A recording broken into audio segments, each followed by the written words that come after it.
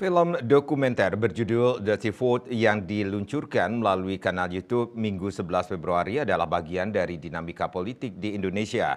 Wakil Presiden menilai bahwa adanya suara-suara atau keinginan tentang pemilu 2024 termasuk melalui film dokumenter itu harus direspon dengan baik.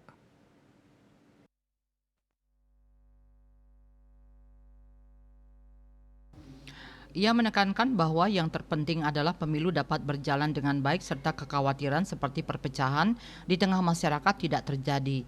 Ia meminta agar adanya pemilu jangan sampai memunculkan permusuhan, justru harus menambah kebaikan dan memperbaiki keadaan. Selain itu, Wapres juga meminta seluruh pihak dan lembaga terkait termasuk KPU dan Bawaslu untuk menjaga agar pemilu berjalan dengan baik, jujur, dan adil. Adapun film dokumenter Dirty Vote disutradarai oleh Dandi Dwi Laksono. Dalam siaran tertulisnya, Dandi menyampaikan film itu bentuk edukasi untuk masyarakat yang pada 14 Februari 2024 akan menggunakan hak pilihnya dalam pemilu 2024. Setelah siar di YouTube pada Minggu 11 Februari, film itu saat ini telah dilihat oleh 3,2 juta akun dan disukai oleh 214.000 pengguna YouTube. KMB Bali Post melaporkan.